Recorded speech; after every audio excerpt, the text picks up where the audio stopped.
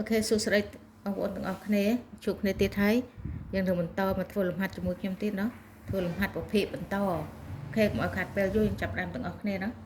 ចាឥឡូវនេះយើងមាន2ភាគ5បូកជាមួយនឹង3ភាគ7ចា2ភាគ5អញ្ចឹងយើងដាក់តាំងសិន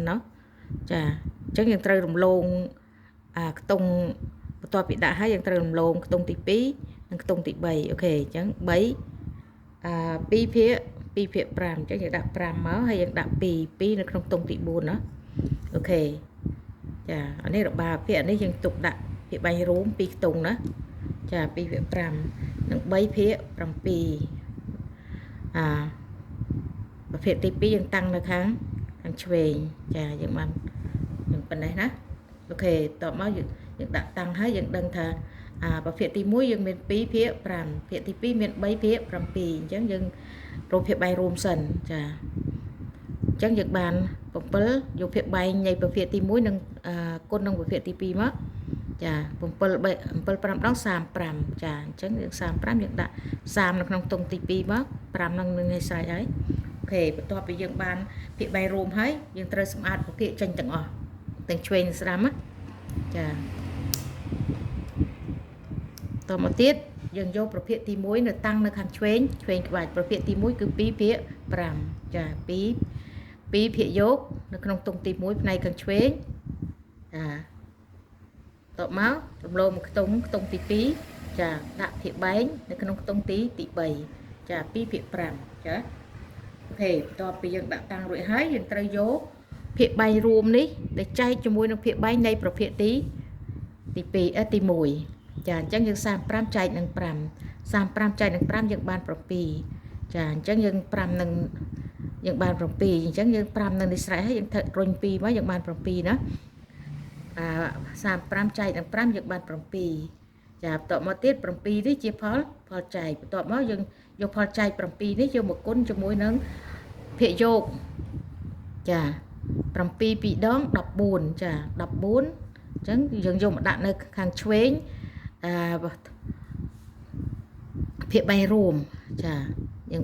7 2ដង14ចា14ចា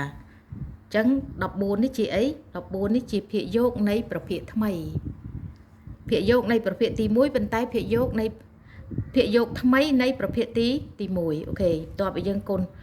ធ្វើឲ្យរកឃើញហើយអញ្ចឹងយើងសម្អាតប្រភេទនៅខាងឆ្វេងនេះប្រភេទទី1ចេញបន្ទាប់ពីធ្វើរួចហើយយើងត្រូវយកប្រភេទទី2យកមកដាក់តាំងនៅខាងឆ្វេងទៀតអញ្ចឹងប្រភេទទី2មាន3ភាគ7ចា3ភាគ7ចាយើងដាក់3ភាគយកនៅក្នុងខ្ទង់ទី1រំលងខ្ទង់ទី2ខ្ទង់ទី3យើងដាក់ភាគបែង7តទៅទៀតយើងយក35ចែកនឹង7 35ចែកនឹង7យើងបាន5ចាយើងទាញ5យើងតែសម្អាតទាំងអស់ក៏បានចាយើងទាញទម្លាក់2មកយើងនៅសល់5ចាតទៅមកទៀត5នេះជាផលចែកតមកទៀតយើងយក5ផលចែកនេះមកគុណជាមួយនឹងភាគយកអញ្ចឹងយើងបាន5 3ដង15អញ្ចឹង15យើងសម្អាត3ទៀតទៅយើងដាក់15ចា15ហើយសម្អាតនេះមកចាអញ្ចឹងយើងបាន15បូកជាមួយនឹង14 15នេះជាភាគយកនៃប្រភេទភាគយកថ្មីនៃប្រភេទទី2អញ្ចឹងយើងបានភាគបែងរួមយើងឃើញហើយអញ្ចឹងយើងយកភាគយកបូកនឹងភាគយកកាលណាយើងរកភាគបែងរួមរួចហើយយើងធ្វើរួចហើយអញ្ចឹងឃើញភាគយកថ្មីហើយបន្ទាប់មកយើងយកភាគយកទៅគុណយកទៅបូកនឹងភាគយកអញ្ចឹងយើងបាន15បូកនឹង14ចា1បូកនឹង1យើងបាន2ចា